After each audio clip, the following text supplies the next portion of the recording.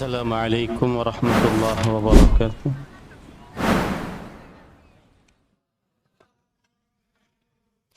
بسم الله الرحمن الرحيم.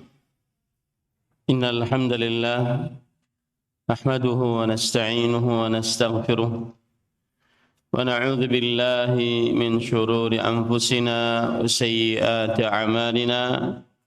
من يهده الله فلا مضل له ومن يضلل فلا هادي له. وأشهد أن لا إله إلا الله وحده لا شريك له وأشهد أن محمدا عبده ورسوله. يا أيها الذين آمنوا اتقوا الله حق تقاته ولا تموتن إلا وأنتم مسلمون. يا أيها الناس اتقوا ربكم الذي خلقكم من نفس واحدة وخلق منها زوجها وبث منهما رجالا كثيرا ونساء واتقوا الله الذي تساءلون به والأرحام إن الله كان عليكم رقيبا. يا أيها الذين آمنوا اتقوا الله وقولوا قولا سديدا يصلح لكم أعمالكم ويغفر لكم ذنوبكم ومن يطع الله ورسوله فقد فاز فوزا عظيما. أما بعد فإن أصدق الحديث كتاب الله وأحسن الهدي هدي محمد صلى الله عليه وعلى آله وسلم وشر الأمور محدثاتها وكل محدثة بدعة وكل بدعة ضلالة وكل ضلالة في النار. Alhamdulillah, kita bersyukur pada Allah Subhanahu wa taala pada hari ini, hari Kamis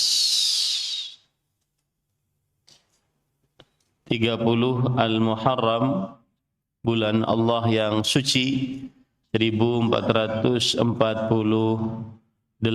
Hijriah, bertepatan dengan 16 Juli 2026. Kita dimudahkan oleh Allah Subhanahu wa taala untuk duduk bersama di masjid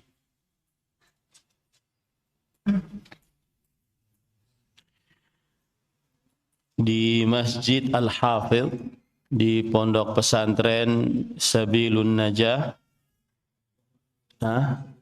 Sabilul Jannah, Ternate,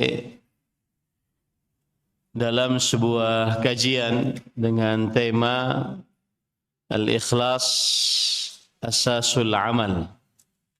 Ikhlas adalah fondasi diterimanya amal ibadah. Ikhlas adalah fondasi diterimanya amal ibadah. Ahibati fillah, afani Allah wa iyyakum. Dan tema ini saya ambilkan dari salah satu hadis, atau lebih tepatnya hadis yang pertama yang dikumpulkan oleh Imam An-Nawawi rahimahullahu ta'ala di dalam kitab beliau Al-Arba'in An-Nawawiyah. Dan seharusnya para santri menghafal kitab ini, hadis-hadis yang ada di dalamnya, sebagai hafalan yang wajib. Saya baca salawat dan salam semoga selalu Allah berikan kepada Nabi kita Muhammad sallallahu alaihi wasallam, pada keluarga beliau, para sahabat, serta orang-orang yang mengikuti beliau sampai hari kiamat kelak. Dengan nama-nama Allah yang husna dan sifat-sifatnya yang ulia, kita berdoa, Allahumma inna nas'aluka ilman nafi'an wa rizqan tayyiban wa amalan mutaqabbala. Allahumma amin. Ahibati fillah, afani Allah wa iyyakum, Bapak, Ibu, saudara-saudari, para santri dan juga para hadirin yang saya cintai karena Allah. Semoga Allah Subhanahu wa taala selalu memberikan afiat dan keberkahannya kepada kita seluruhnya. Hadis yang kita ingin pelajari berbunyi an Amiril Mu'minin Abi Hafsin Umar ibn al-Khattab radhiyallahu anhu qala sami'tu Rasulullah sallallahu alaihi wa ala alihi wasallam yaqul innamal a'malu binniyat wa innama likulli imri'in ma nawa. فمن كانت هجرته إلى الله ورسوله فهجرته إلى الله ورسوله ومن كانت هجرته لدنيا يصيبها أو امرأة ينكحها فهجرته إلى ما هاجر إليه. رواه إمام المحدثين أبو عبد الله Muhammad bin Ismail bin Ibrahim bin al-Mughirah bin Bardizbah al-Bukhari wa Abu al-Husain Muslim ibn al-Hajjaj ibn Muslim al-Qushairi an-Naisaburi fi sahihayhima alladhaini huma asahhul kutubil musannafah, yang artinya dari Amirul Mukminin Abu Hafs Umar bin Khattab radhiyallahu anhu, beliau berkata, aku telah mendengar Rasulullah sallallahu alaihi wa alihi wasallam bersabda, sesungguhnya amalan-amalan dengan niat-niat dan sesungguhnya setiap orang akan mendapatkan hanya apa yang ia niatkan. Barang siapa yang berhijrah kepada Allah dan Rasul-Nya, maka hijrahnya kepada Allah dan Rasul-Nya.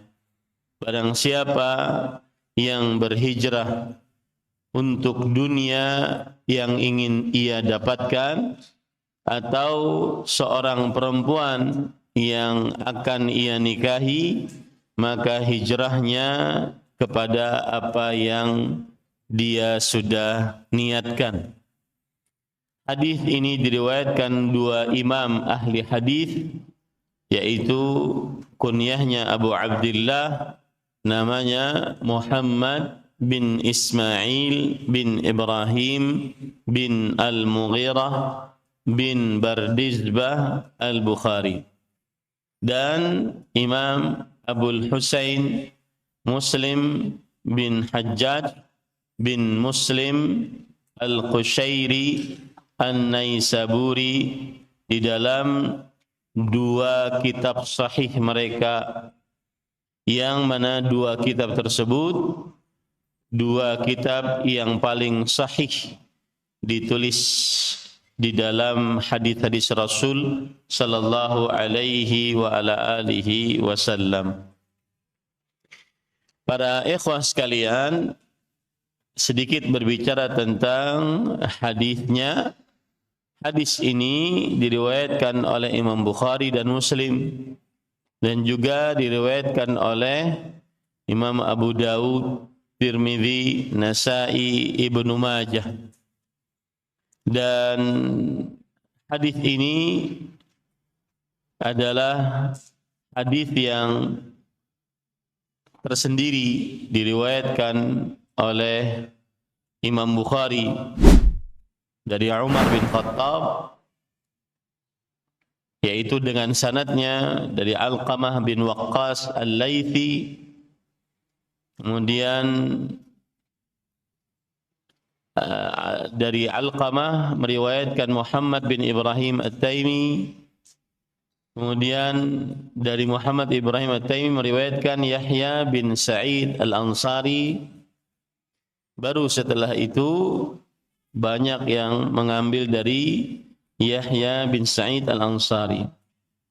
Maka para ulama mengatakan hadis ini termasuk gharaibu al-Bukhari, hadis-hadis yang menyendiri yang diriwayatkan oleh Imam Bukhari rahimahullah. Ini poin. Kemudian poin yang kedua, hadis ini adalah awal hadis di dalam kitab Sahih Bukhari.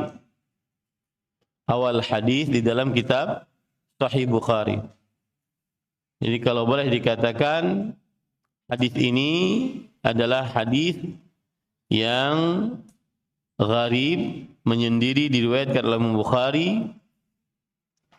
Kemudian kitab Sahih Bukhari juga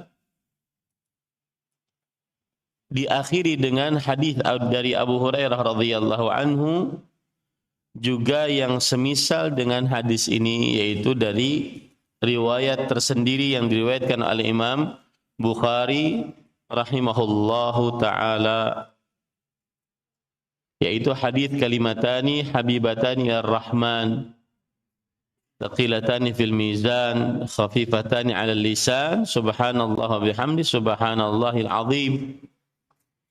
Dua kalimat yang dicintai oleh Allah dan ringan di lisan, berat di timbangan. Subhanallah wa bihamdi subhanallahil azim. Berarti kitab Sahih Bukhari diawali dengan hadis yang tersendiri, kemudian diakhiri juga dengan hadis yang tersendiri. Poin selanjutnya, Imam An-Nawawi rahimahullahu ta'ala di dalam kitab Al-Arba'in An-Nawawiyah, beliau menyebutkan hadis ini sebagai hadis yang pertama. Sebagaimana para ulama rahimahumullahu ta'ala, di antaranya Imam Bukhari rahimahullah yang kita katakan tadi, kemudian Imam Abdul Ghani Al-Maqdisi dalam kitabnya Umdatul Ahkam juga memulai kitabnya dengan menyebutkan hadis ini. Kemudian Imam Al-Baghawi di dalam kitabnya Masabihus Sunnah dan Syarhus Sunnah juga menyebutkan hadis ini sebagai hadis yang pertama di dalam kitab beliau.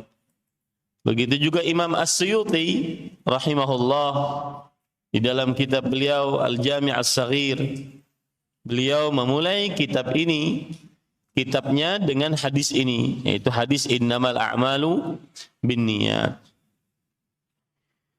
Dan para ikhwan yang dirahmati oleh Allah Subhanahu wa taala, begitu juga Imam Nawawi di dalam kitab beliau Al-Majmu' Syarhul Muhadzab, dalam kitab fikih beliau menyebutkan di dalam kitab fikih tersebut, yaitu faslun fil ikhlas was-sidqi wa ihdarin niyyah fi jami'il a'mal al-barizah wal khafiyah. Jadi ada kitab namanya Al-Majmu' Syarhul Muhadzab, kitab fikih yang ditulis oleh Imam Nawawi. Beliau juga memulai kitabnya dengan hadis ini, hadis niat.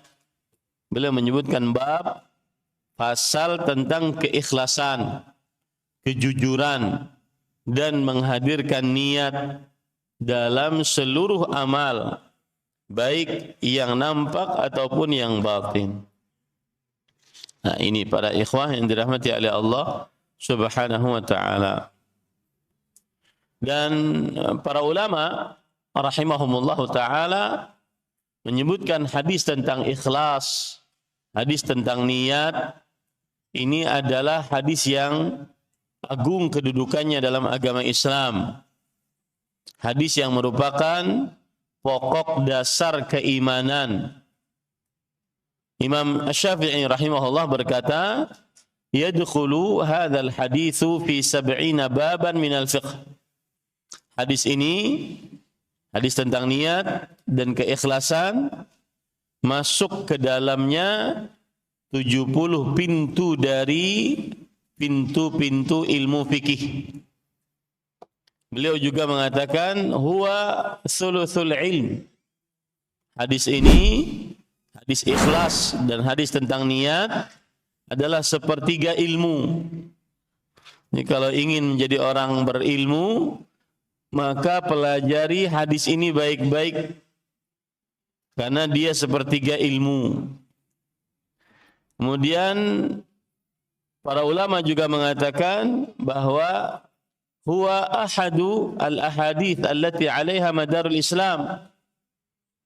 Dia adalah hadis yang merupakan sumber ajaran agama Islam. Sumber ajaran agama Islam. Oleh sebab itulah para ikhwan yang dirahmati oleh Allah, la yastaghni mutadayyin an ma'rifatiha. Orang yang ingin beramal ibadah, ingin menjadi hamba Allah yang saleh, sangat memerlukan mempelajari hadis ini. Sangat memerlukan mempelajari hadis ini. Ada seorang ulama yang bernama Abu Sa'id Abdurrahman bin Mahdi rahimahullah. Beliau berkata, "Lau sannaftu kitaban bada'tu fi awwali kulli babin minhu bihadzal hadits." Kalau aku menulis sebuah kitab, maka aku akan memulai di setiap babnya dengan hadis ini. Ini menunjukkan saking pentingnya perkara niat dan keikhlasan di dalam amal ibadah. Kemudian beliau juga berkata, "Man arada an yusannifa kitaban falyabda' bihadzal hadits." Siapa yang ingin memulai menulis sebuah buku, maka hendaklah dia memulai dengan hadis ini, hadis tentang niat dan keikhlasan. Ini para ikhwan yang dirahmati oleh Allah Subhanahu wa taala. Kemudian Al-Imam Abu Sulaiman Al-Khattabi Asy-Syafi'i rahimahullah, Muhammad bin Ibrahim. Beliau mengatakan, "Kana al-mutaqaddimuna min syuyukhina yastahibbuna taqdima hadits al-a'mal bin niyat amama kulli syai' yunsha' wa yubtada'u min umuriddin." Adalah guru-guru kami terdahulu sangat menyukai mendahulukan hadis tentang niat dan keikhlasan di depan segala sesuatu yang ingin dikerjakan, ingin dimulai dalam perkara-perkara agama. Li'umumi al-hajah ilaihi fi jami' anwa'iha. Karena keumuman hajat kepada mengenal niat dan keikhlasan dengan segala macam-macamnya. Jadi inilah kedudukan dari hadis yang kita pelajari ini. Para santri sekalian, para ustadz, kemudian para jamaah, bapak ibu, saudara-saudari yang dimuliakan oleh Allah Subhanahu wa taala. Kemudian para ikhwah yang dirahmati oleh Allah Subhanahu wa taala,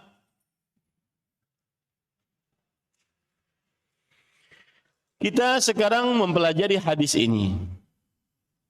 Hadis ini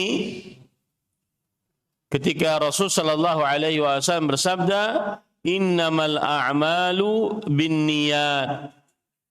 Sesungguhnya amalan-amalan dengan niat. Dan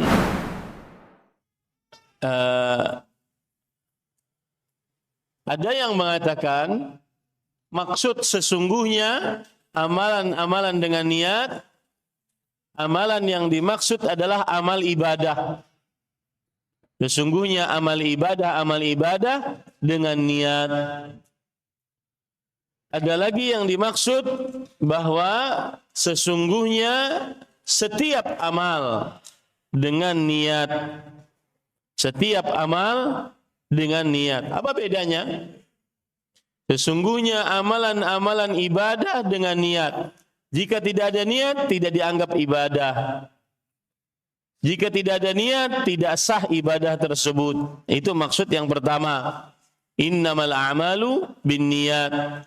Sesungguhnya amal ibadah dengan niat. Maksudnya, jika tanpa niat, amal ibadahnya tidak sah. Jika sholat tanpa niat, amal ibadahnya tidak sah. Jika puasa tanpa niat, amal ibadahnya tidak sah. Ini maksud yang pertama. Maksud yang kedua adalah bukan hanya amal ibadah, tetapi seluruh amal. Innamal a'malu binniyat, artinya seluruh macam perbuatan berdasarkan niat. Apa maksudnya yang kedua ini?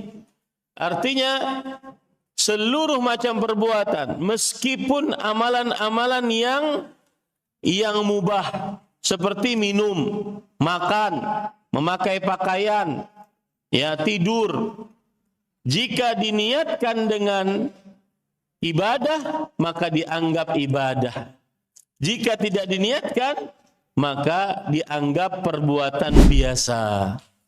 Ini bedanya pemahaman yang pertama dengan pemahaman yang kedua. Pemahaman yang pertama, sesungguhnya amal ibadah dengan niat. Jika amal ibadah tanpa niat, tidak sah. Itu arti innamal a'malu binniyat. Yang kedua, sesungguhnya segala jenis perbuatan sesuai dengan niat.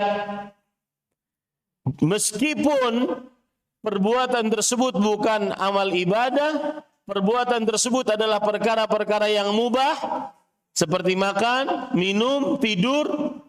Tetapi jika diniatkan ibadah, dianggap ibadah. Jika tidak diniatkan ibadah, tidak dianggap ibadah. Itu adalah pemahaman yang kedua. Jika diniatkan ibadah, makannya, minumnya, tidurnya, berarti ada pahalanya.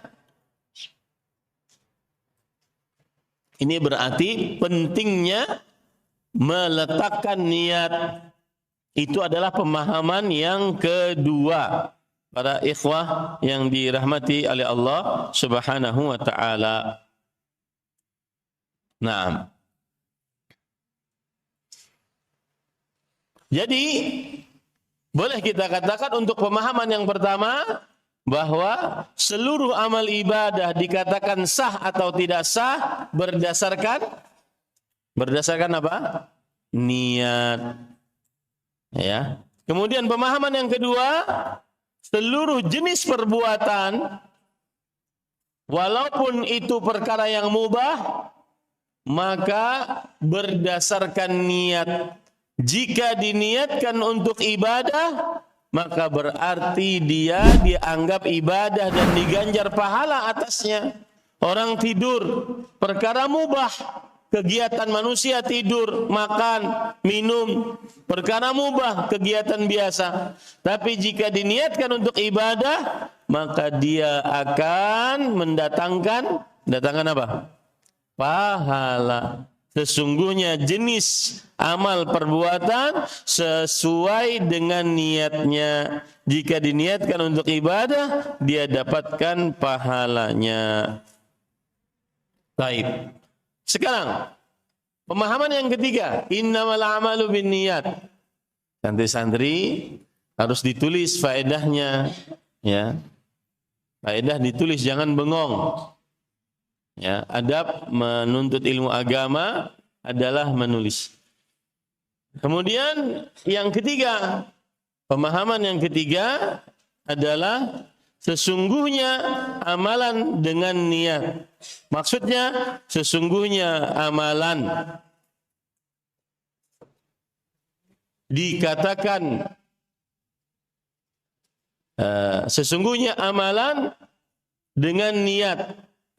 Sesungguhnya amalan berdasarkan niat keikhlasan.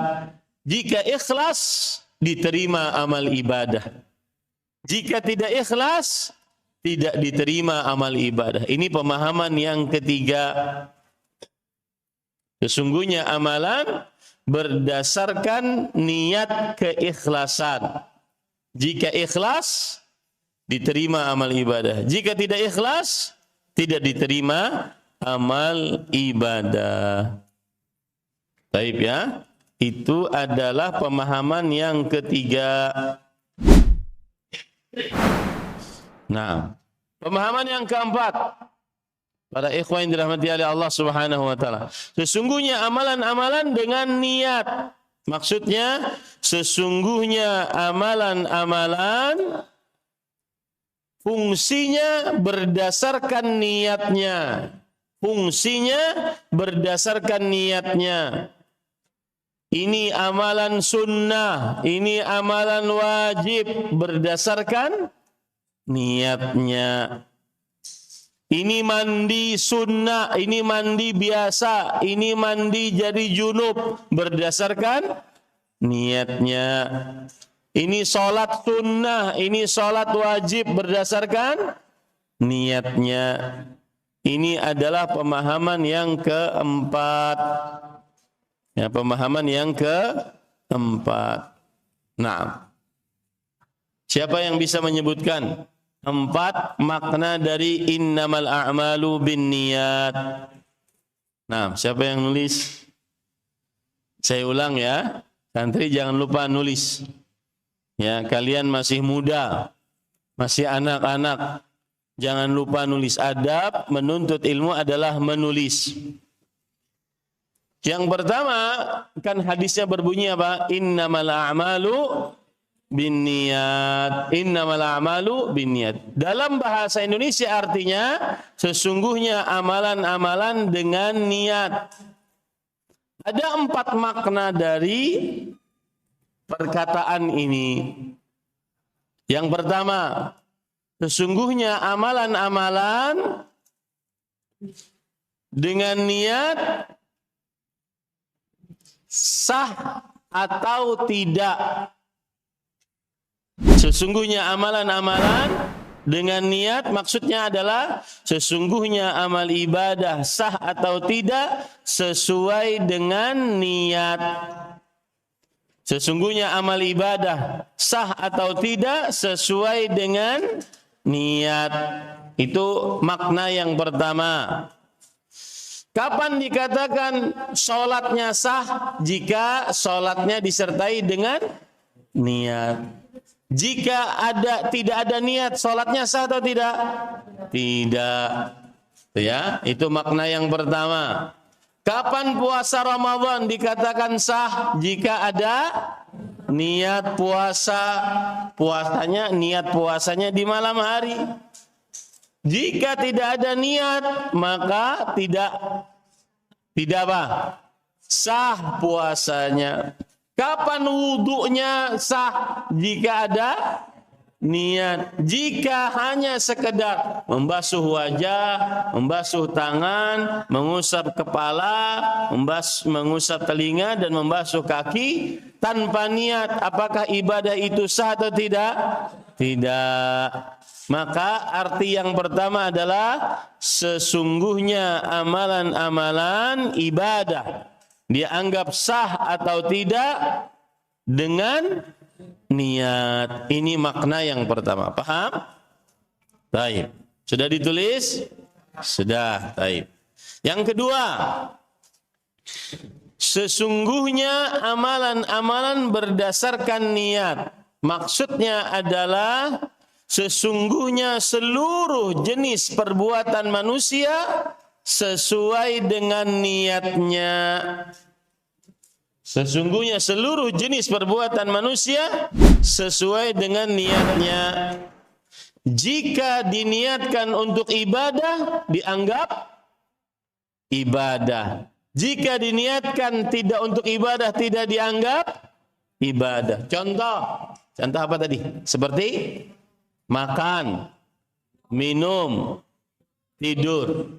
Jika diniatkan makan, minum, dan tidurnya untuk ibadah, maka dianggap ibadah. Paham ya? Maka dianggap apa? Ibadah. Taib. Makna yang pertama apa yang harus ditulis? Sesungguhnya seluruh jenis perbuatan dianggap ibadah atau tidak sesuai dengan ibadah. Ya, jenis perbuatannya apa saja? Entah itu hal-hal yang mubah, misalkan para santri beli pulpen. Beli pulpen perkara yang halal mubah. Tapi kalau diniatkan beli pulpen untuk mencatat pelajaran, maka berarti beli pulpennya adalah ibadah. Baik ya. Tadi pagi sudah makan belum? Sudah. Diniatkan enggak untuk ibadah atau hanya sekedar kenyang?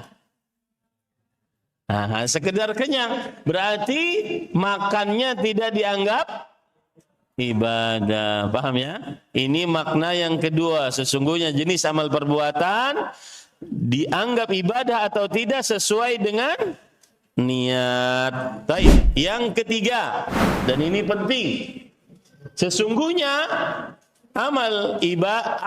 amalan dengan niat. Maksudnya yang ketiga, sesungguhnya amal ibadah diterima atau tidak diterima berdasarkan niat keikhlasan. Sesungguhnya amal ibadah diterima atau tidak diterima berdasarkan niat keikhlasan. Jika ikhlas, apa? Diterima oleh Allah. Jika tidak ikhlas, tidak diterima oleh Allah. Ini makna yang ketiga. Ini makna yang keberapa? Yang ketiga. Baik. Kemudian makna yang keempat. Ya, makna yang keempat. Sesungguhnya amalan-amalan dengan niat. Maksudnya adalah sesungguhnya amalan-amalan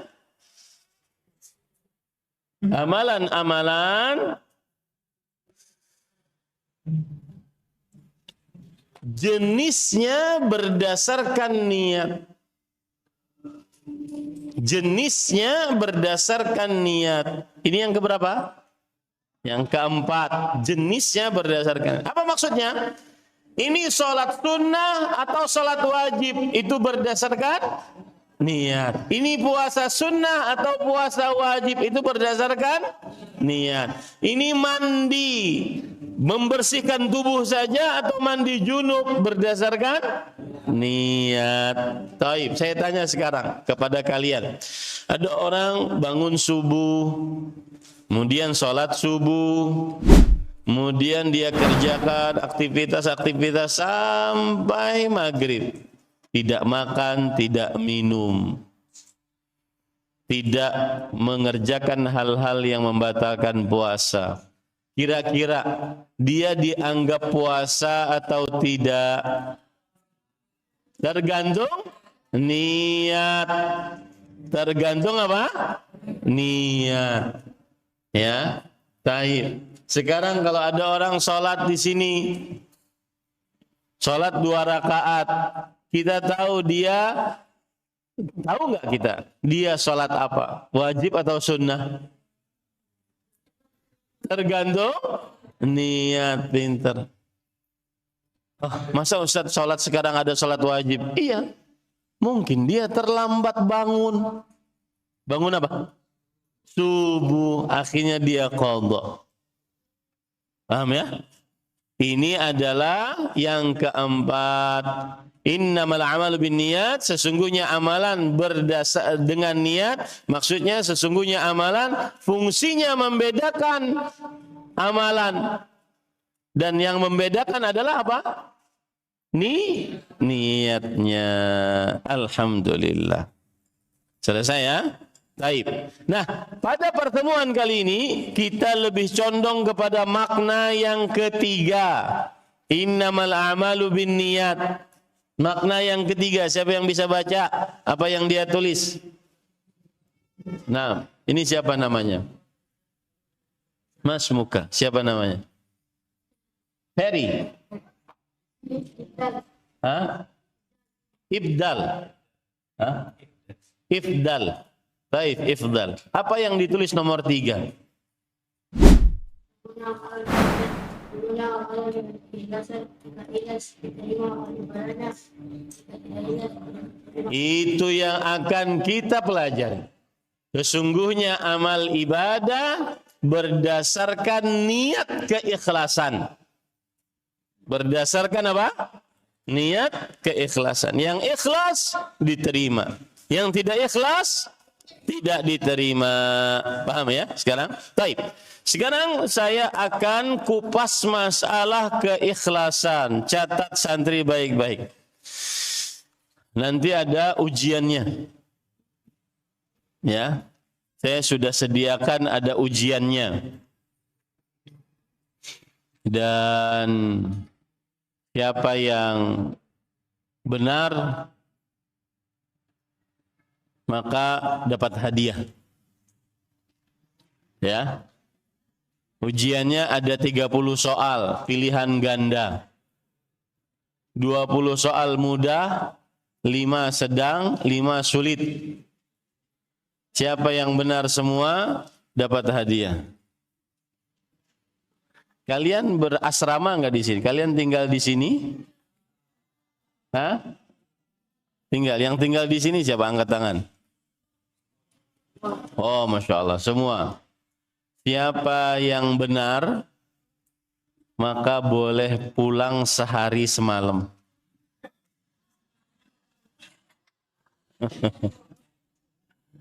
Baik. Jangan lupa ya, kita ada ujiannya.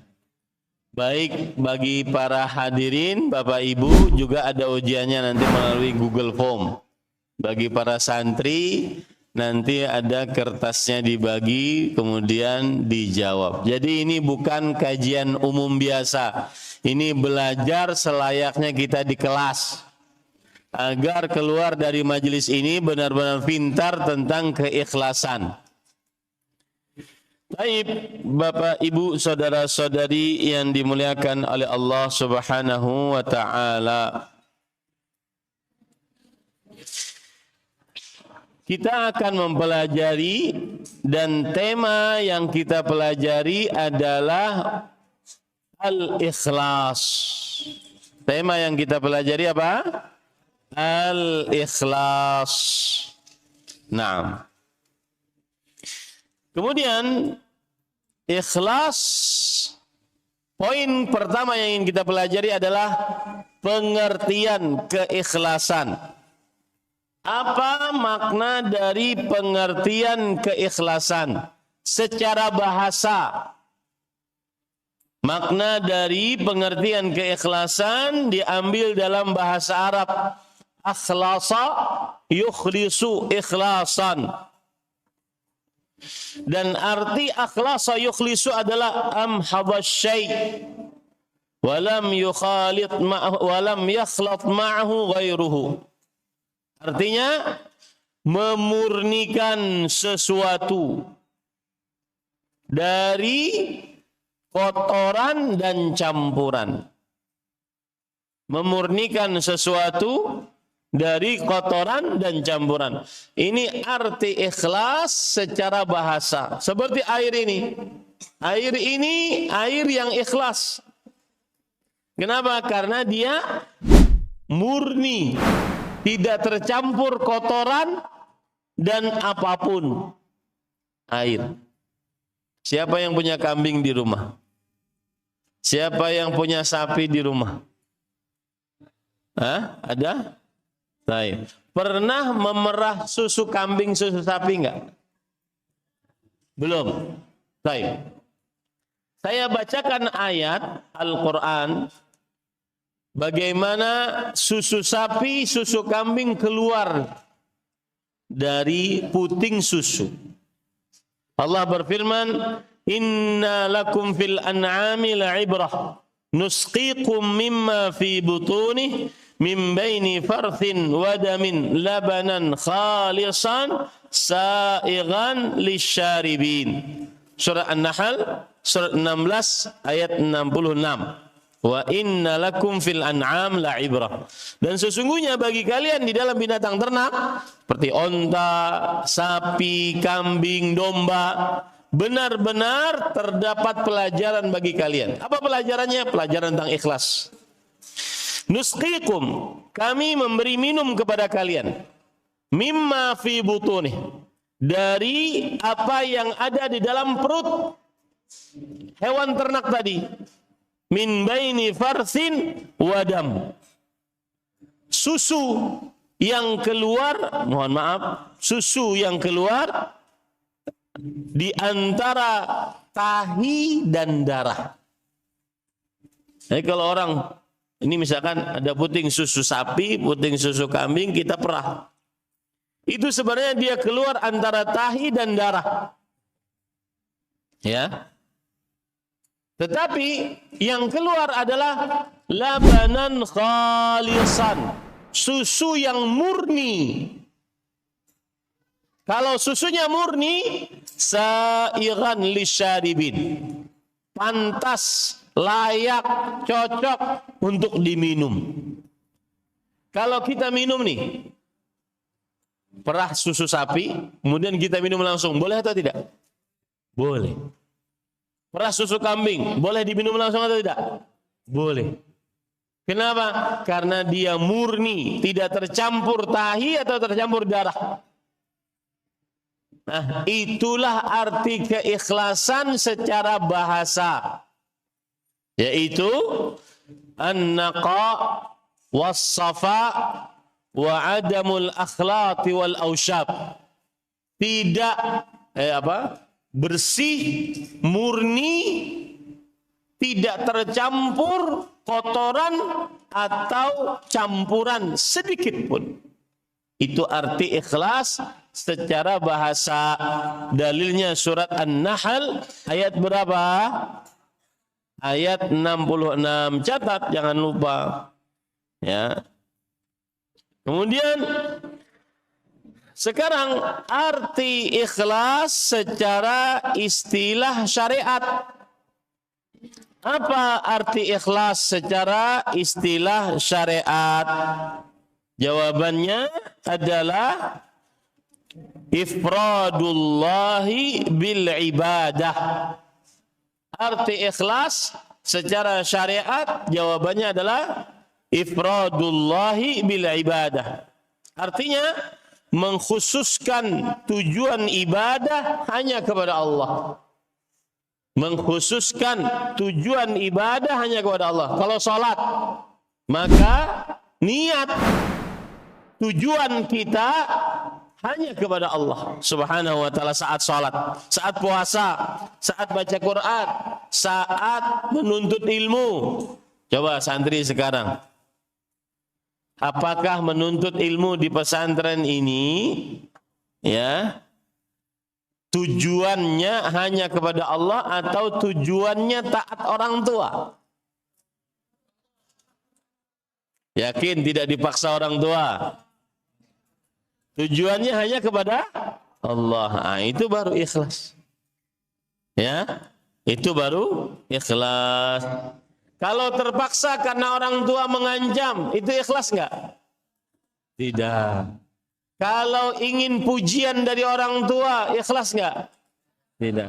Kalau menghafal Al-Quran, ingin dapat hadiah handphone dari orang tua, ikhlas enggak? Kenapa? Karena bukan tujuan kepada Allah. Ingat itu baik-baik. Ya, arti ikhlas secara syariat adalah ifradullahi bil ibadah. Yang artinya mengkhususkan tujuan ibadah hanya kepada Allah Subhanahu wa ta'ala.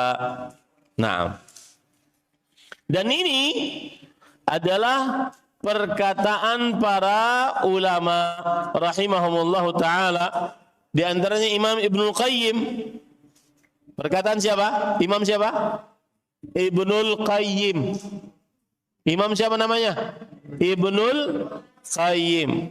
Beliau mengatakan al-ikhlas ifradullahi bil ifradul haqqi subhanahu bil qasdi wat ta'ah. Ikhlas adalah mengkhususkan tujuan ibadah hanya kepada Allah Subhanahu wa ta'ala. Mengkhususkan tujuan ibadah hanya kepada Allah Subhanahu wa ta'ala. Ini perkataan Imam siapa tadi? Ibnul Qayyim rahimahullahu ta'ala. Ini para ikhwah yang dirahmati oleh Allah Subhanahu wa ta'ala.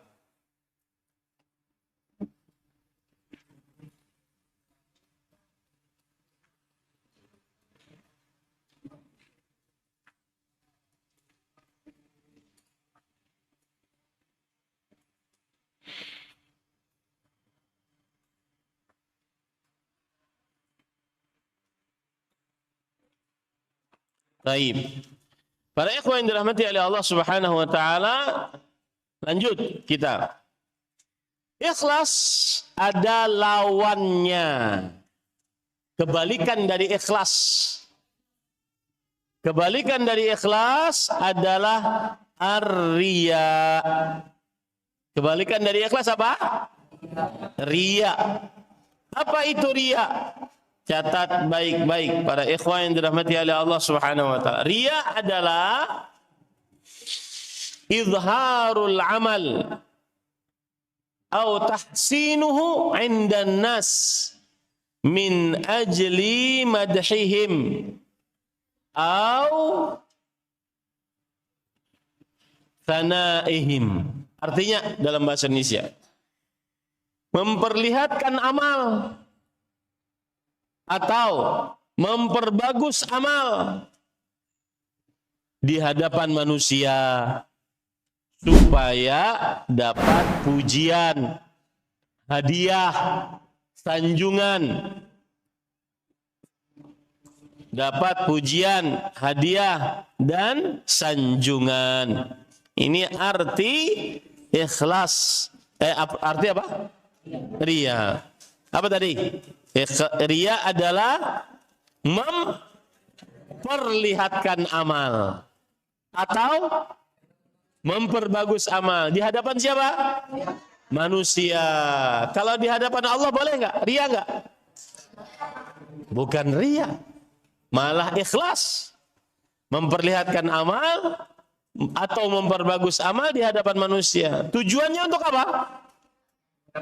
Mendapatkan pujian dan hadiah. Contoh, ini siapa namanya? Farhan. Farhan sholat, azan. Azan kemudian dia perlihatkan azannya, dia perbagus. Meliuk-liuk. Allahu Akbar, Allah.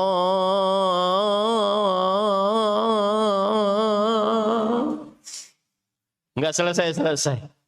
Dia perbagus di hadapan manusia. Riya enggak? Oh, jangan dulu, jangan dituduh dulu. Hah? Riya enggak?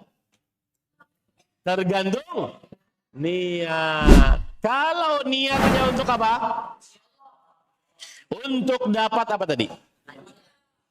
Hadiah atau pujian, maka itu baru riya. Dan ini adalah lawan dari apa tadi? Ikhlas. Taib. Kemudian para ikhwan yang dirahmati oleh Allah Subhanahu wa taala. Sekarang kita katakan bahwa keikhlasan adalah syarat diterimanya amal ibadah. Keikhlasan adalah syarat diterimanya amal ibadah. Ya. Keikhlasan syarat diterimanya amal ibadah. Apa maksudnya? Maksudnya para ikhwan yang dirahmati oleh Allah Subhanahu wa taala, kita sholat, puasa, zakat, haji, beribadah kepada Allah. Ibadah ini tidak langsung diterima oleh Allah atau tidak? Nah, kalau orang sholat, ifdal, sholat, diterima nggak langsung oleh Allah? Tergantung niat. Farhan, puasa, diterima nggak langsung oleh Allah? Tergantung niat. Kapan diterima oleh Allah? Kalau ikhlas. Kalau mengkhususkan ibadahnya, tujuan ibadahnya hanya kepada Allah, itu diterima amal ibadahnya. Ya, ini yang harus diperhatikan baik-baik. Karena amal ibadah yang tidak ikhlas tidak diterima oleh Allah Subhanahu wa taala. Apa dalilnya? Dalilnya adalah hadis Rasul sallallahu alaihi wasallam. Innallaha la yaqbalu minal amali illa ma kana khalisan wa btughiya bihi wajhu. Allah tidak menerima dari amal ibadah kecuali yang ikhlas dan dicari wajah Allah dalam amal ibadah tersebut.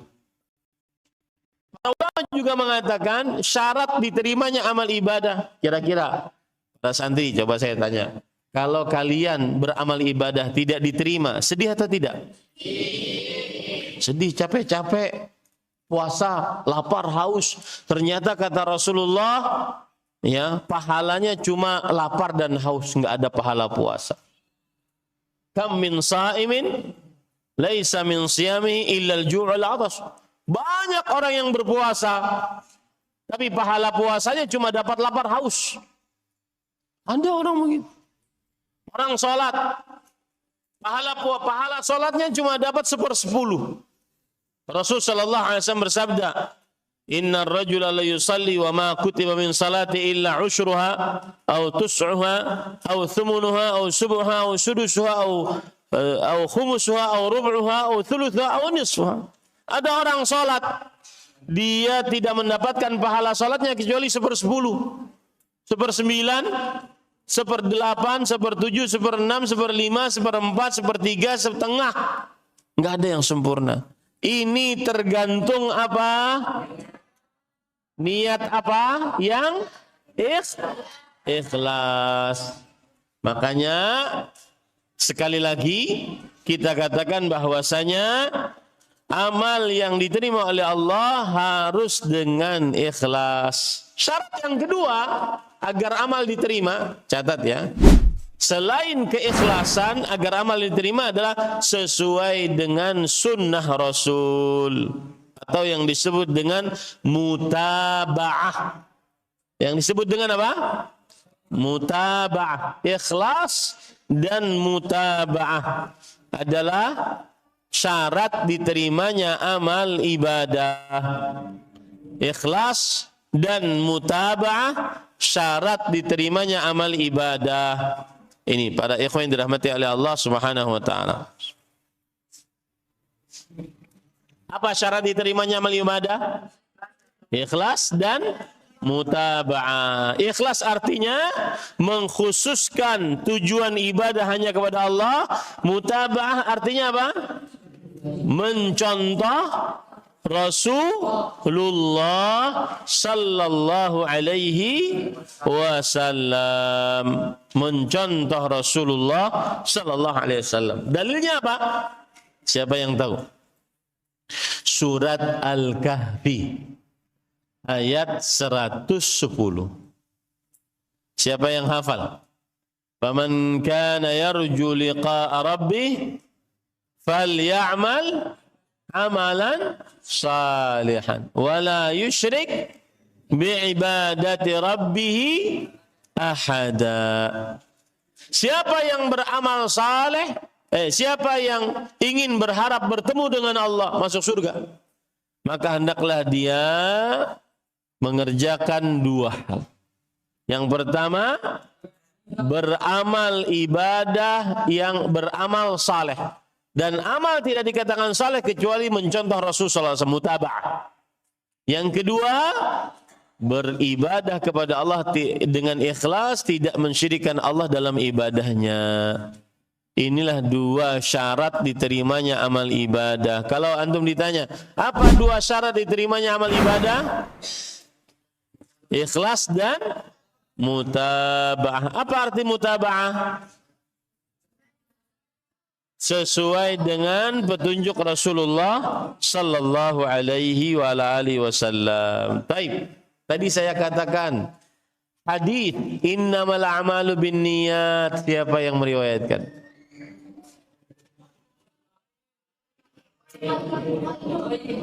Salah. Salah. Ibnu Qayyim itu definisi keikhlasan. Imam Bukhari dan Muslim. Mantap, Masya Allah. Baik.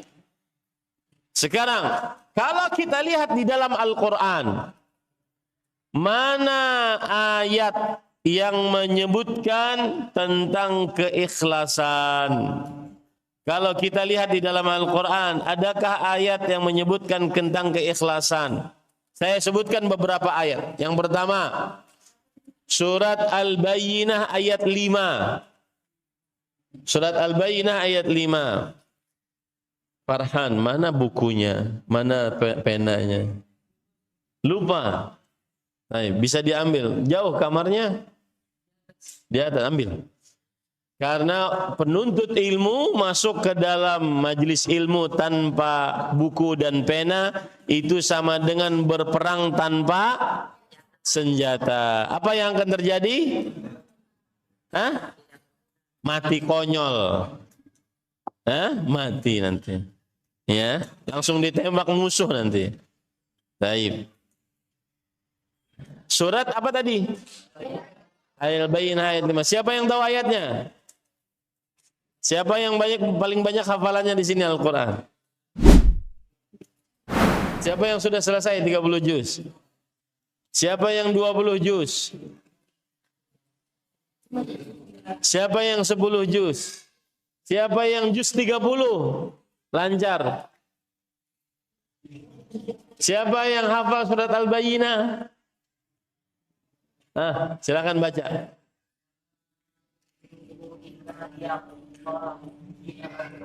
Wa ma umiru illa liya'budullaha mukhlishina lahuddin. Surat Al-Bayyinah ayat berapa?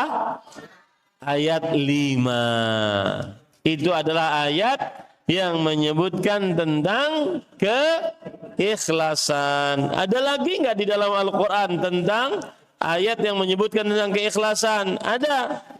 Ya, di antaranya surat Al-A'raf ayat 29. Surat Al-A'raf ayat 29. Allah berfirman di dalam Al-Quran, wa aqimu wujuhakum 'inda kulli masjid wad'uhu mukhlishina lahuddin. Yang artinya, dan tegakkanlah wajah kalian di setiap masjid. Artinya kalau sedang sholat, maka sholat di masjid, kemudian menghadaplah kepada kiblat. Dan berdoalah, beribadahlah kepada Allah dengan ikhlas. Beribadahlah kepada Allah dengan ikhlas. Surat apa tadi? Al-A'raf ayat 29. Kemudian juga ayat yang lain, di antaranya adalah surat Az-Zumar ayat 2. Surat Az-Zumar ayat 2. Fa'budillah mukhlishan lahuddin. Beribadahlah kepada Allah dengan ikhlas, hanya untuk Allah dalam mengerjakan ketaatan. Ya, surat apa? Az-Zumar ayat berapa?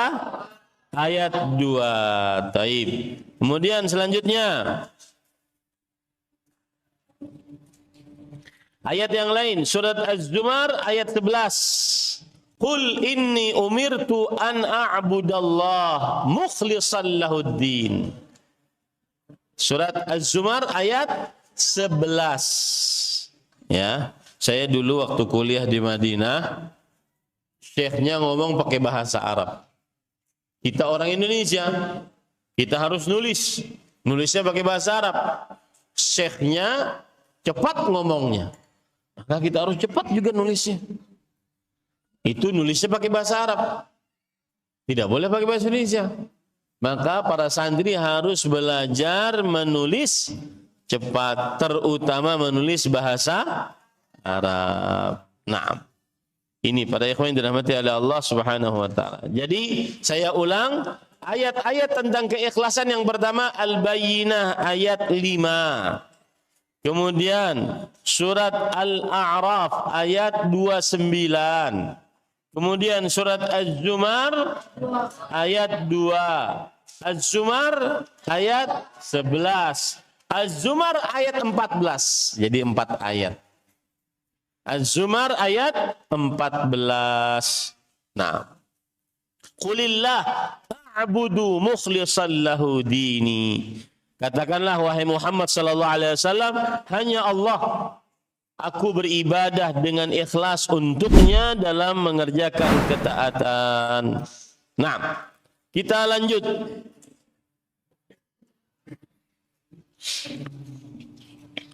Perhatikan baik-baik para ikhwan yang dirahmati oleh Allah Subhanahu wa taala.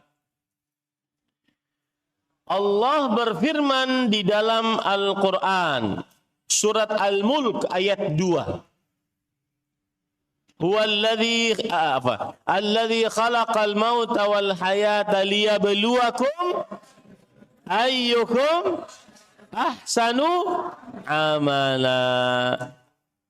Artinya, dialah Allah yang telah menciptakan kematian dan kehidupan. Allah lah yang maha mencipta, maha mengatur, maha berkuasa. Menghidupkan, mematikan, memberikan penyakit, menyembuhkan. Liyabluwakum. Untuk apa Allah menciptakan kehidupan kematian? Agar supaya Allah menguji kalian. Ayyukum ahsanu amala. Siapa di antara kalian yang paling baik amalnya?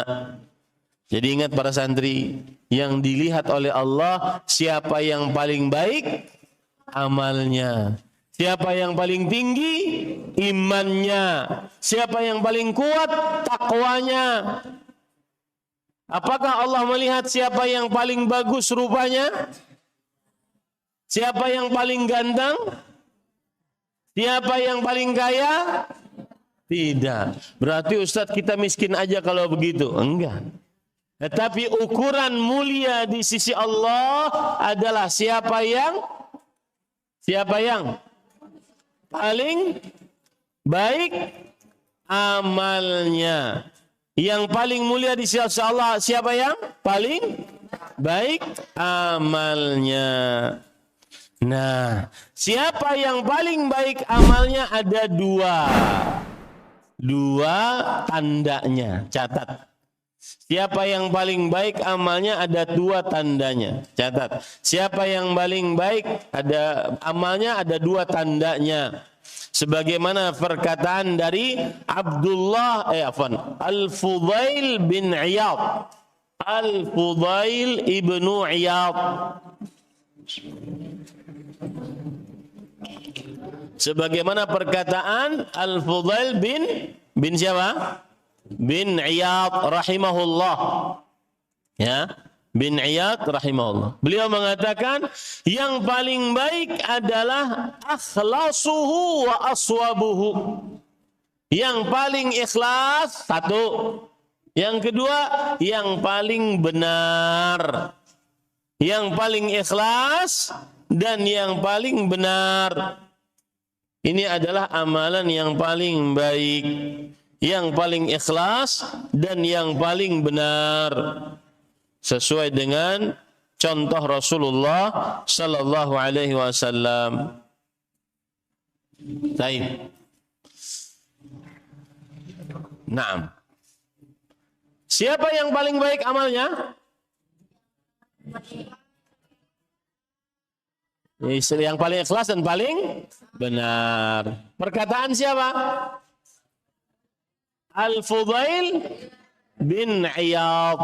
Al-Fudail bin Iyad rahimahullah. Baik. Sekarang lanjutnya.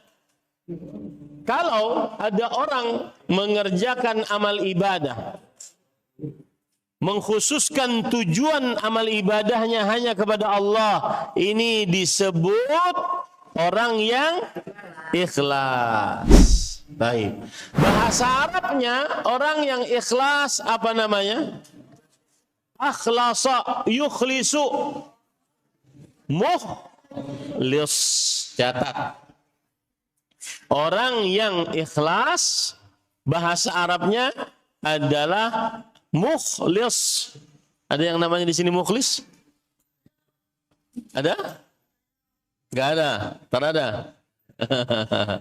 Mukhlis itu artinya orang yang ikhlas. Taib. Kalau ada orang yang beramal mengkhususkan tujuan ibadahnya hanya untuk pujian dan hadiah dari manusia, orang ini namanya orang yang ria. Bahasa Arabnya apa? Murai. Murai. Tulis itu, jangan lupa. Orang yang mengkhususkan tujuan amal ibadahnya hanya kepada Allah disebut orang yang ikhlas. Bahasa Arabnya apa? Mukhlis. Orang yang beramal ibadah ingin dapat hadiah dan sanjungan dari manusia namanya riya. Dalam bahasa Arabnya apa? Murai. Murai. Ini para ikhwan yang dirahmati oleh Allah Subhanahu wa taala. Baik. Selanjutnya Rasulullah sallallahu alaihi wasallam sangat takut kepada umatnya terkena riya. Rasul sallallahu alaihi wasallam sangat takut terhadap umatnya terkena apa? Riya. Sebagaimana hadis Rasul sallallahu alaihi wa ala alihi wasallam, beliau mengatakan, akhwafu ma akhafu alaikumus syirkul asghar. Yang paling aku takutkan atas kalian adalah syirik kecil. Ketika ditanya, wa masyirkul asghar, apa itu syirik kecil? Beliau menjawab, ar-riya. Ustaz, jadi apa yang saya tulis, Ustaz? Yang kalian tulis adalah amal Yang kalian tulis adalah amalan. Syirik kecil yang paling dikhawatirkan oleh Rasulullah adalah, ya catat itu, syirik kecil yang paling dikhawatirkan oleh Rasulullah adalah riya. Beramal ingin dipuji, beramal ingin dapat hadiah. Ustaz, hadiahnya apa? Hadiahnya harta atau tahta atau wanita. Harta, tahta, wanita. Ya. Nah. Baik, para ikhwan yang dirahmati oleh Allah. Sekarang kita membicarakan tentang apa keutamaan atau pahala. Apa pahala orang yang beramal dengan ikhlas? Catat. Pahala orang yang beramal dengan ikhlas, maka amalannya pasti diterima. Pahala orang yang beramal dengan ikhlas, maka amalannya pasti diterima oleh Allah Subhanahu wa taala. Sebagaimana dalam hadis yang diriwayatkan oleh Imam An-Nasa'i, Rasul sallallahu alaihi wasallam bersabda, "Innallaha la yaqbalu minal amali illa ma kana khalisan wa btughiya bihi wajhuh." Sesungguhnya Allah tidak menerima dari amalan kecuali yang ikhlas. Berarti yang riya diterima nggak amal ibadahnya? Tidak. Yang riya tidak diterima amal ibadahnya. Ya, hadis riwayat Imam An-Nasa'i. Naam. Kita lanjut, para ikhwan yang dirahmati oleh Allah Subhanahu wa taala. Kalau kalian ditanya, orang sedang baca Quran, itu amalan apa? Amalan itu ada 3. Amalan lisan, amalan qalbu, hati, amalan anggota tubuh. Saya tanya sekarang, orang pergi ke masjid, itu amalan apa? Anggota tubuh. Karena yang digunakan apa? Kaki. Orang yang sholat, amalannya amalan apa itu? Anggota tubuh. Taib. Kemudian membaca Al-Quran, amalan apa itu? Lisan. Berdoa, amalan apa? Lisan. Berzikir, amalan apa? Taib. Ikhlas, amalan apa? Qalbu. Catat itu. Ikhlas adalah amalan qalbu. Ya. Berarti kalau amalan qalbu, jangan lupa dicatat juga. Berarti kalau amalan qalbu, maka tidak ada yang mengetahui orang ini ikhlas atau tidak kecuali siapa? Allah Subhanahu. Makanya kita tidak boleh menuduh orang, oh kamu tidak ikhlas. Kenapa? Nah, saya tanya sekarang. Kita tidak boleh menuduh orang, oh kamu tidak ikhlas. Kenapa? Karena ikhlas adalah amalan qalbu. Dan tidak ada yang mengetahui qalbu seseorang kecuali Allah. Catat itu baik-baik. Ikhlas amalan qalbu, maka tidak boleh kita menuduh orang lain tidak ikhlas. Karena amalan qalbu hanya Allah yang mengetahuinya. Nah,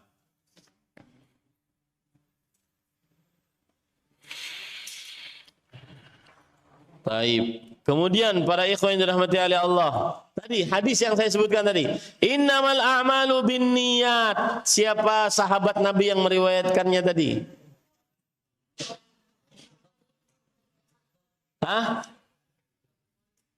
An Amiril Mu'minin Abi Hafsin Umar ibn al-Khattab.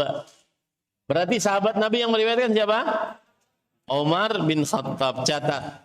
Hadis tentang niat dan keikhlasan yang meriwayatkannya adalah Umar bin Khattab radhiyallahu anhu. Baik. Kemudian para ikhwan yang dirahmati oleh Allah Subhanahu wa taala. Salah satu keutamaan ikhlas adalah menghapuskan dosa. Salah satu keutamaan ikhlas adalah menghapuskan apa? Dosa. Jadi kalau ingin dihapuskan, dihapuskan dosa, beramalah dengan ikhlas. Coba saya ingin cerita sekarang. Perhatikan. Ada seorang perempuan. Perempuan ini nakal. Dia suka melakukan hal-hal yang kotor. Nakal dia orangnya. Kemudian suatu saat dia berjalan, lalu melihat seekor anjing. Anggap ini meja sumur. Anjing ini berputar-putar sekitar sumur sambil menjulur-julurkan lidahnya. Kenapa menjulurkan lidahnya? Kehausan. Karena dia tidak bisa masuk. Kalau masuk menurut ilmu kebiasaan dia pasti mati. Makanya dia berputar-putar kehausan. Datang wanita yang kotor tadi, suka bermaksiat. Kemudian dia biasanya memakai sepatu high heels. Apa itu sepatu high heels? Sepatu hak tinggi. Lalu dia lepas, lalu dia turun ke sumur, lalu dia ciduk air dengan sepatunya tadi. Lalu dia minumkan ke anjing. Rasul sallallahu alaihi wasallam bersabda, "Faghufira laha."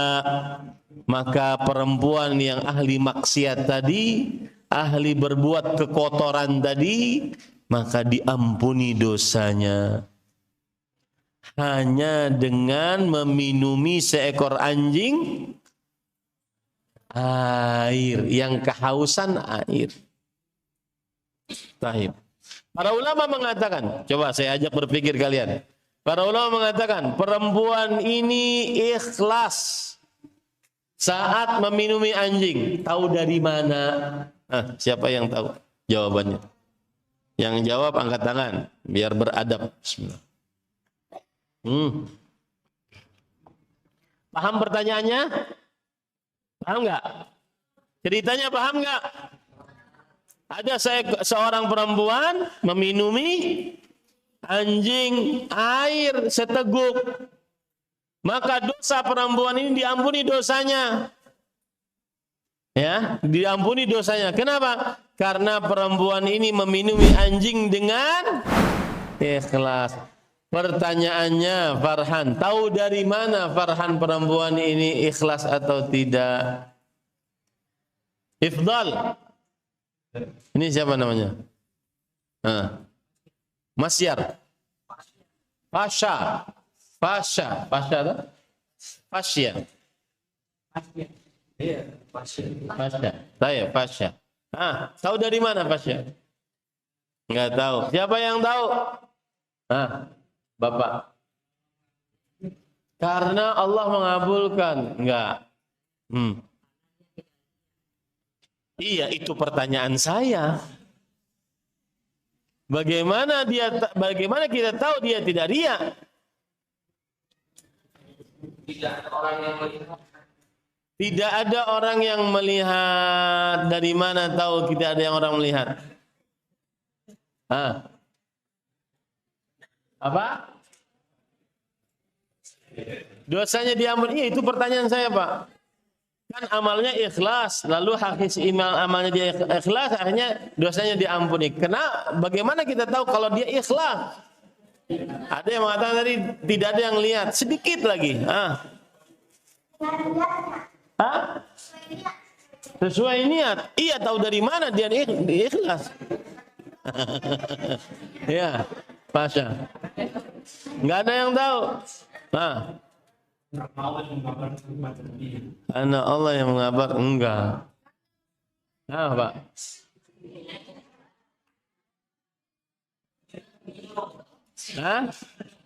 Karena dia menolong.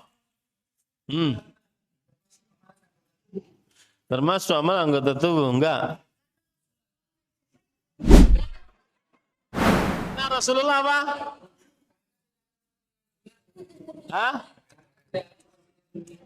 Karena tidak ada kepentingan dunia. Tahu dari mana tidak ada kepentingan dunia?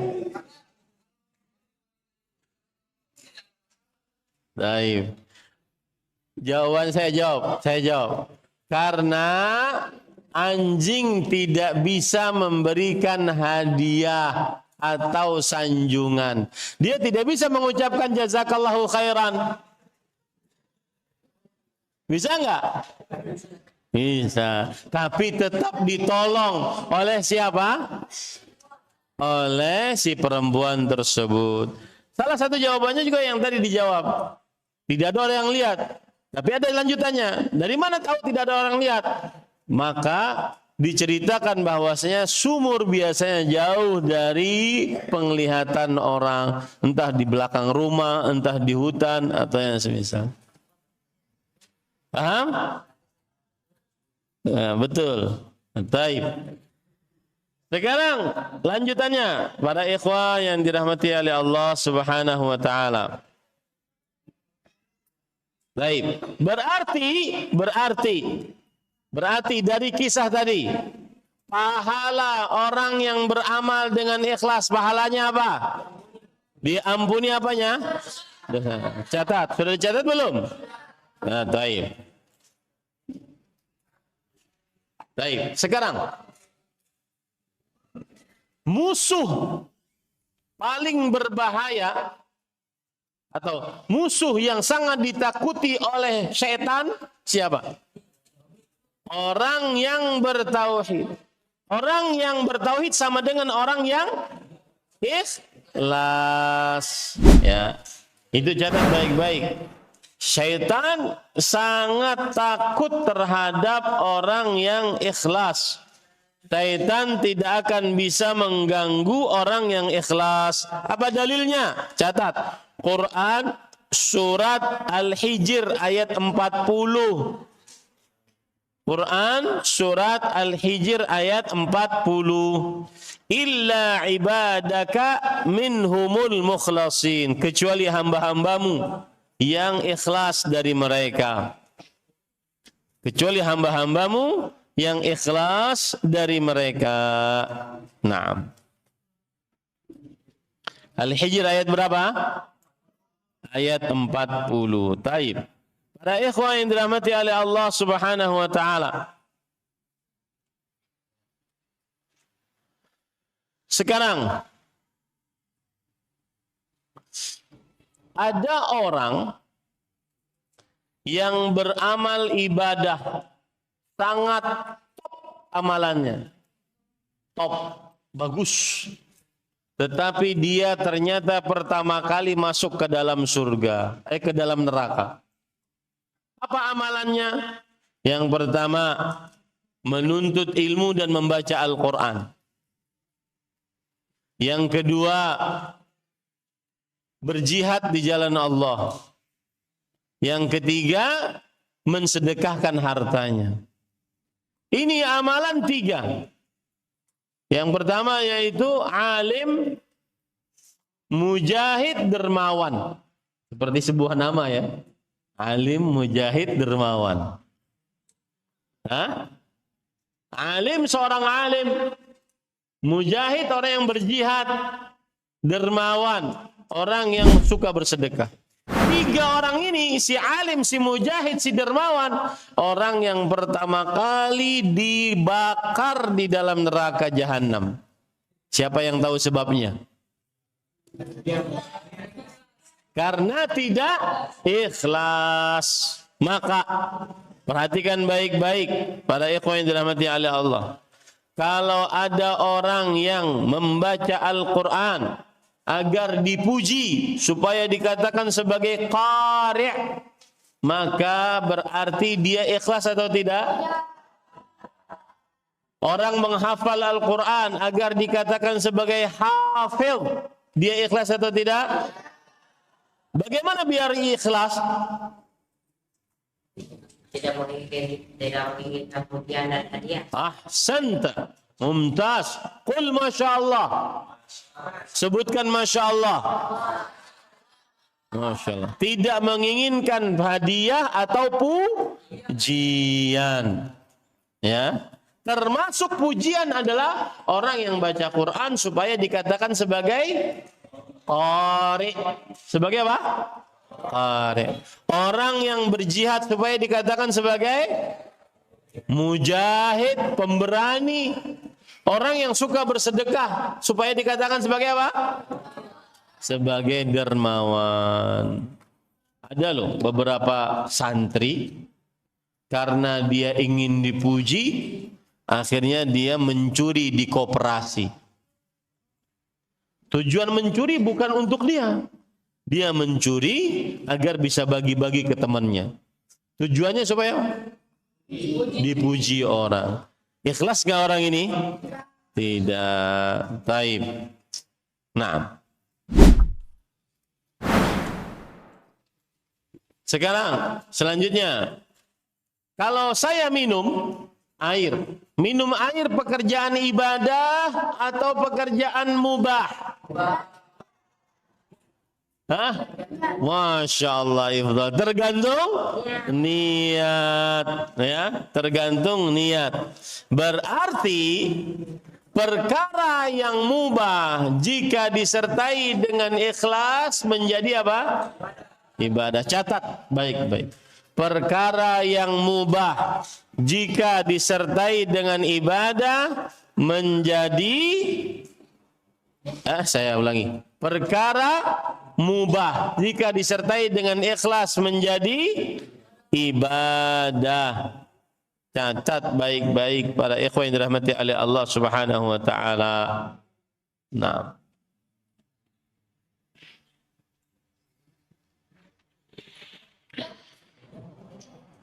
Baik. Sekarang para ikhwan yang dirahmati oleh Allah, saya membaca kitab judulnya Al-Ikhlas. Kitab ini yang saya ajarkan dari tadi itu adalah hasil dari kitab yang saya baca dan saya ajarkan kepada kalian. Kitab ini ditulis oleh Syekh Saleh Al-Munajjid.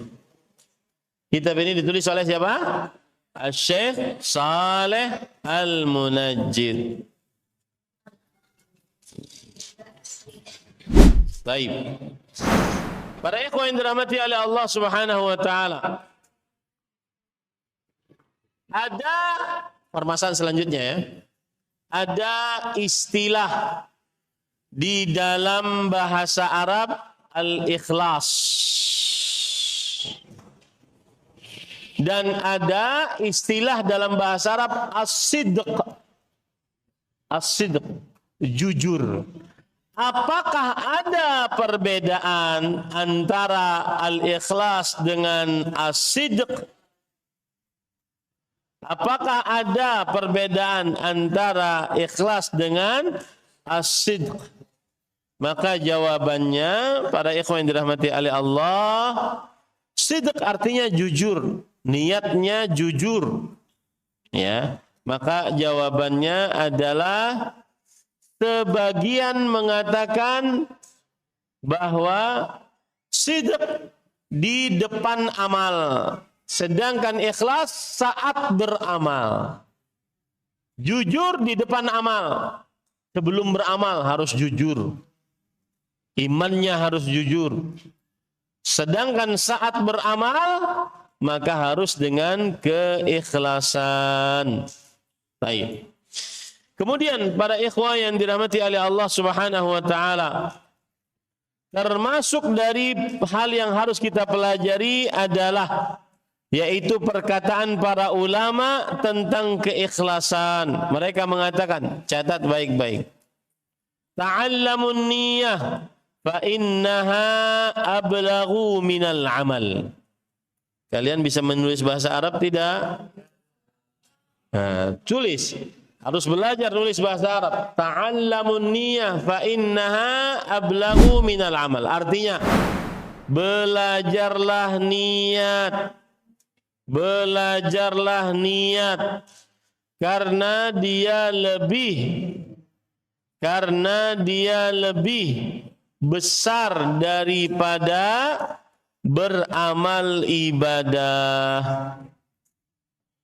Belajarlah niat karena dia lebih besar daripada beramal ibadah. Artinya apa? Sebelum beramal ibadah perhatikan niat. Saat beramal ibadah perhatikan niat. Ya, belajarlah niat. Saat belajar di pesantren apa niatmu? Saat menghafal Quran apa niatmu? Ini lebih dahsyat daripada menghafal Quran itu sendiri. Ini para ikhwah yang dirahmati oleh Allah Subhanahu wa taala.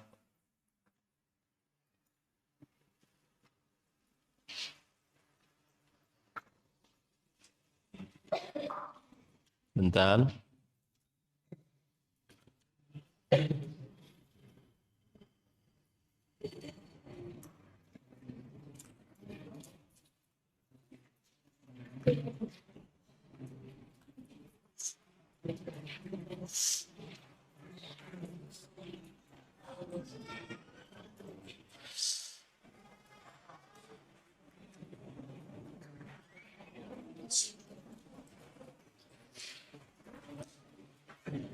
Tunggu sebentar.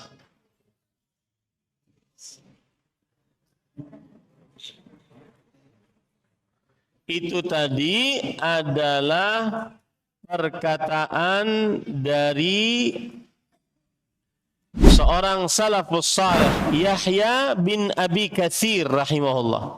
Catat. Itu tadi perkataan dari siapa? Yahya bin Abi Katsir rahimahullahu taala. Baik. Sekarang saya ingin bertanya kepada kalian. Ada orang sudah berniat ingin bangun malam, lalu ketiduran. Apakah dia dapat pahala atau tidak? Dapat pahala apa? Niat. Ya, ini pentingnya niat. Inilah pentingnya niat pada ikhwan yang dirahmati oleh Allah Subhanahu wa taala. Baik. Saya ingin cerita. Dan ini keutamaan ikhlas. Sebagaimana tadi perempuan, keutamaan ikhlasnya menghapuskan dosa. Keutamaan ikhlas yang lain adalah membuat seseorang dilepaskan dari kesulitan hidup. Catat. Keutamaan ikhlas membuat seseorang dilepaskan dari kesulitan hidup. Ya, membuat seseorang dilepaskan dari kesulitan hidup. Ceritanya bagaimana? Bismillah. Ada 3 orang. 3 orang. Berapa orang? Keutamaan ikhlas adalah membuat seseorang terlepas dari kesulitan hidup. Ceritanya ada 3 orang. Berapa orang? 3. Masuk ke dalam goa. Anggap ini mihrab goa. Lalu di mulut goa tertutup batu. Pernah dengar gak ceritanya? Nah, baik. Yang satu punya amal ibadah. Apa amal ibadahnya? Apa amal ibadahnya? Yang satu mengatakan, ya Allah, saya punya orang tua. Setiap hari saya berikan orang tua saya minuman susu. Dan suatu hari saya terlambat datang ke rumah.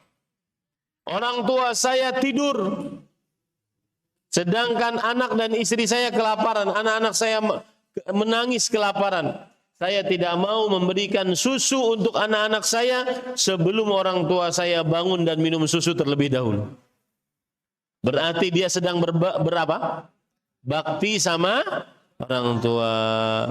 Kemudian dia mengatakan, ya Allah, kalau amalan ini ikhlas karena Engkau, maka jauhkanlah batu ini dari mulut gua. Itu orang pertama. Orang yang kedua siapa? Orang yang diajak berzina oleh seorang perempuan.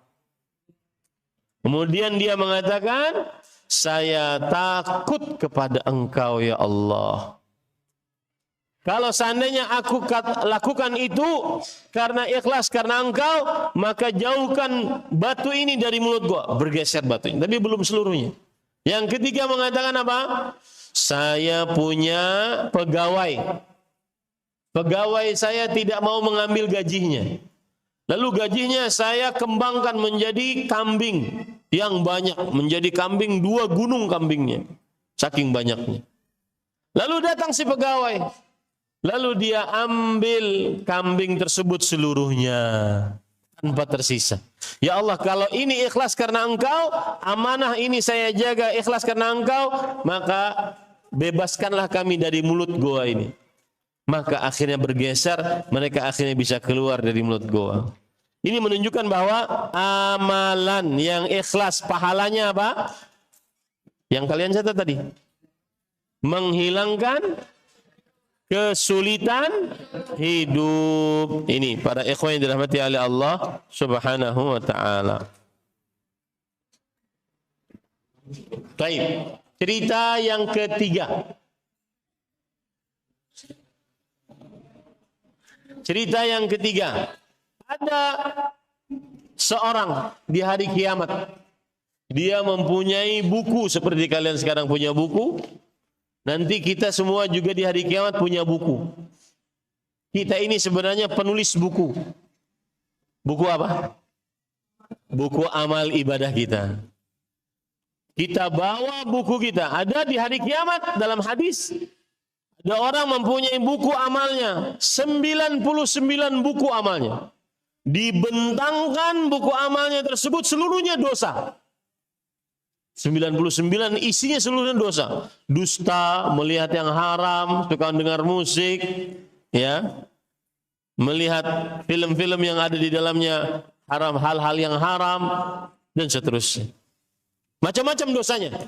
Ya, macam-macam dosanya. Kemudian kata Allah, apakah engkau memiliki kebaikan? Tidak, wahai Allah. Kata Allah Subhanahu, enggak, engkau ada punya satu kebaikan. Ini dua timbangan, yang satu 99 buku catatan amal, seluruhnya apa? Dosa. Kemudian diletakkan di sini satu kertas. Satu kertas. Tulisannya apa? La ilaha illallah. Kira-kira mana yang lebih berat timbangannya? La ilaha illallah, fatashatis sijillat. Maka akhirnya buku catatan amal jumlahnya berapa tadi? 99. Seluruhnya isinya apa? Dosa. Ya, lebih ringan daripada satu kertas yang tulisannya La ilaha illallah. Ini menunjukkan apa? Keutamaan la ilaha illallah apa? Memberatkan timbangan. Catat, keutamaan la ilaha illallah memberatkan timbangan. Nah,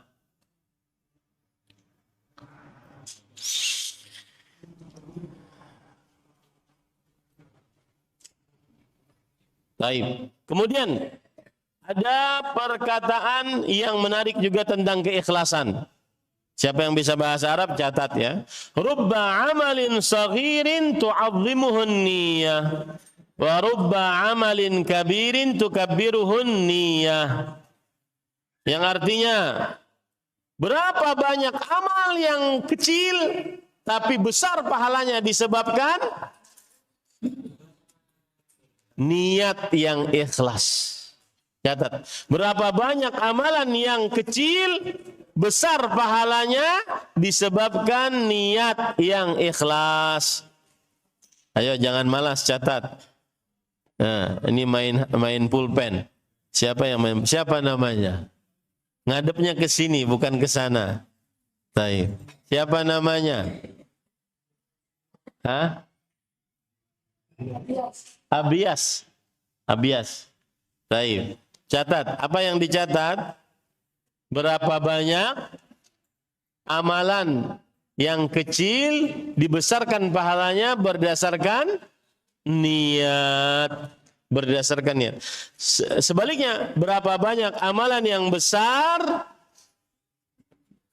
dikecilkan pahalanya disebabkan niat yang tidak ikhlas. Berapa banyak amalan yang besar dikecilkan pahalanya berdasarkan niat yang tidak ikhlas. Ini perkataan siapa? Catat. Perkataan Al-Imam Abdullah bin Al-Mubarak. Catat. Perkataan Al-Imam Abdullah bin Al-Mubarak. Ya, perkataan Al-Imam Abdullah bin Al-Mubarak. Naam.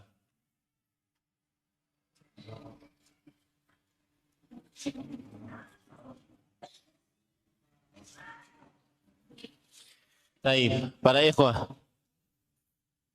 Apakah orang dapat pahala hanya dengan niat? Dapat nggak? Baik. Saya misalkan nih, nanti adzan zuhur, saya berniat pergi ke masjid. Lalu saya tidak pergi ke masjid, dapat pahala nggak? Padahal dia mampu untuk ke masjid. Hah? Maka jawabannya pada ikhwan yang dirahmati oleh Allah Subhanahu wa taala, dia jika ke masjid dapat pahala. Tapi kalau seandainya hanya dengan niat tapi dia tidak lakukan dan tidak ada alasan, maka tidak dapat pahala karena dia mampu untuk pergi ke masjid. Nah, itulah pentingnya niat. Itulah pentingnya apa? Niat. Alhamdulillah selesai. Baik. Bagi ada yang ingin bertanya? Tidak ada. Baik, kita cukupkan kajian kita kali ini dengan kafaratul majlis. Subhanakallah bihamdik asyhadu an la ilaha illa anta astaghfiruka wa atubu ilaik. Wa sallallahu nabiyana Muhammad walhamdulillahirabbil alamin. Wassalamu alaikum warahmatullahi wabarakatuh.